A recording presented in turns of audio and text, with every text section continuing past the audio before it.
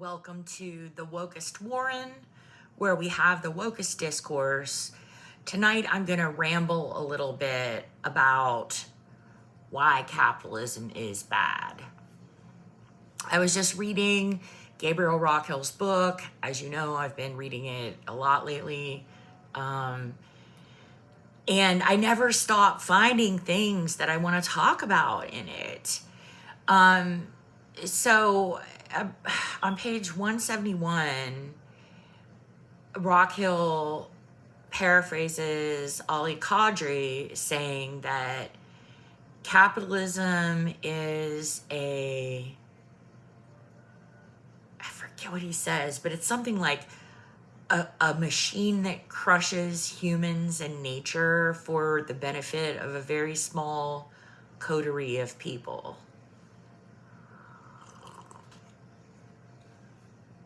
Close enough. I mean, Rockhill's version was better, but whatever. Yeah, like capitalism is not for us. It's not for us in the United States. It's not for us in Warren, Ohio. Why am I telling you that? All right.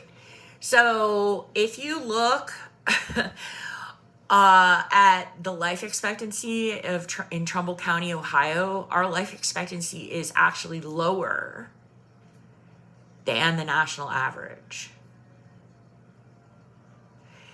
Why? Well, our fucking hospital just closed. Why did our hospital close? Because it was bought by private equity. You see where I'm going with this? It's like, you don't have to ideologically be Marxist to be anti-capitalist. There are plenty of people that are anti-capitalist that aren't Marxists, right? Like anarchists. But the main thing I want you to work on is, seeing in your daily life how capitalism just makes the world a shittier and shittier place. First of all, your bills, right? You've got to pay for your electric. Meanwhile, these fucking First Energy companies are like bribing the politicians backwards and forwards. Literally. That they have been found guilty of doing this in a court of law.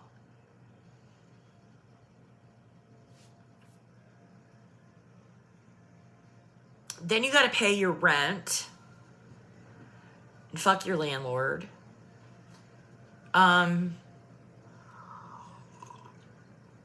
If you live in Warren, you probably have a car because they fucking quit the fucking buses. Can't use the bus to get around, so you have to have a car. So you have to be paying for a car. You have to pay for gas. You have to pay for insurance.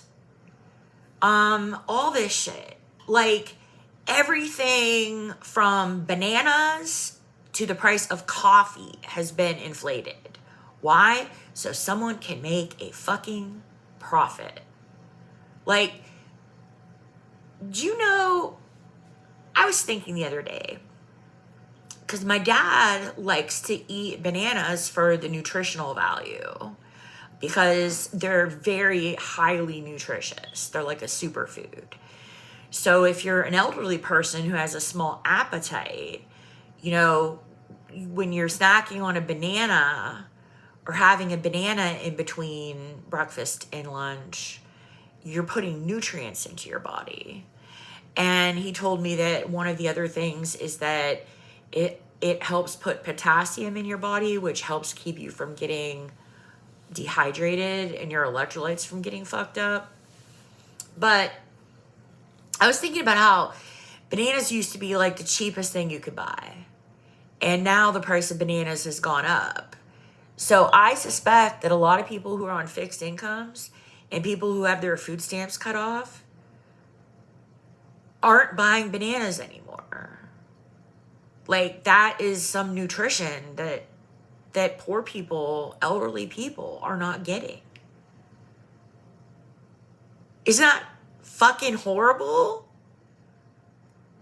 But that's what capitalism has created.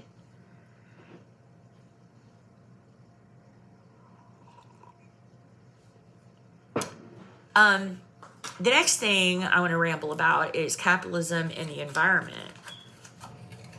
So, do you ever start thinking about climate change and thinking about, like, well, how would I stop climate change? Or that's not even a question right now. Like, right now, it's like, how do we deal with the immediate effects of climate change? Like, the changes that are going to happen in the next year or two. Planning for climate change. You ever think how, like, capitalism is really not compatible with that? Like, for example, we're going to have to do something about the climate refugees. There are people who are going to have their homes destroyed by hurricanes and typhoons that are going to need new homes and are probably going to move out of the region. We saw it with Hurricane Katrina, where people left southern Louisiana to move to other parts of the country because their homes were destroyed by Katrina. So we're going to be having a lot of climate refugees. And as a society, we have to figure out how we are going to help these people. And I believe that we need to help them with our taxes. Now, how that exactly would go, like what the formula would be, the best formula, I don't know. But like, everybody's going to have to be participating. Like, you're going to be having to help teach English to your neighbors. Like, you're going to have to help integrate this enormous influx of refugees that we're going to have coming into the United States into your neighborhood. And capitalism is not going to fucking quit. Like, they're like, we want to go mine Greenland. We're going to, like, kick a bunch of indigenous people off of their land so that we can mine it for minerals to make cell phones. Like, what? Why is that something that we're doing again? Like, forget about, do I want to go to war with Greenland? Okay? That's fucking asinine. But I don't know. I think if they do this deal where you give them $100,000, they might be able to, like, I don't know, get them to sell the island of Greenland for like 2 treasure chests full of necklaces or something awful, right? I mean, that's what they're trying to do right now. Trump's plan to like give everyone in Greenland $100,000 to move. Like, it's gross. It's gross. It's gross. It's gross. It's gross. But forget about like a war, because there's probably not going to be a war. They're probably going to, and there aren't enough people in Greenland to like have a protracted war. The United States will win the war on Greenland, I am pretty sure. I don't know. I don't play Risk, but people memorize the Risk board. I feel like Greenland is like powerful in the game Risk. And that's like the only place it's powerful. But yeah, like you see it all the time. You see old growth forests being chopped down because Americans need wood. Like Americans have an insatiable appetite for wood. And we don't appreciate the forests that we have, the purpose they serve on the planet. We need our forests so that our planet can breathe. And this is stuff like that is not Marxist. This isn't Republican or Democrat. It's like everybody thinks we should have a healthy forest.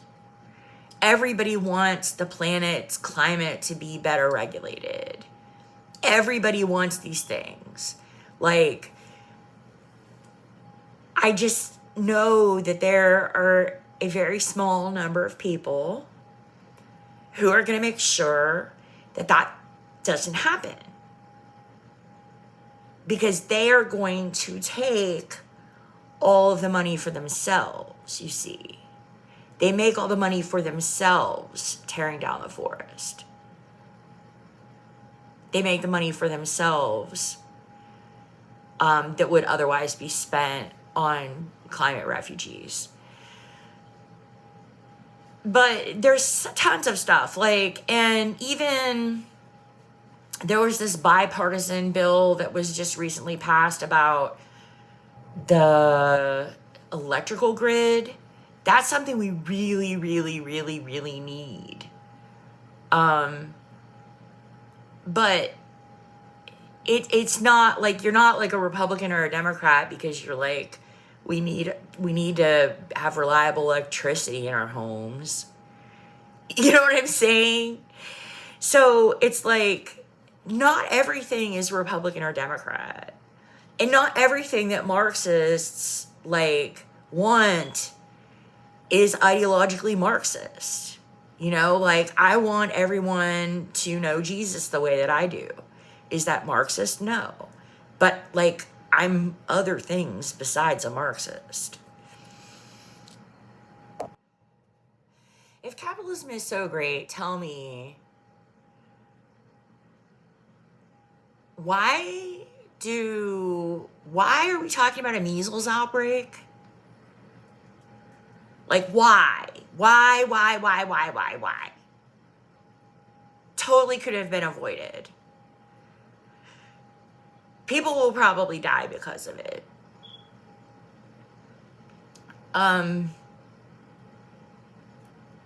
But capitalism is a grinding death machine. And so capitalism demands that we have a measles epidemic.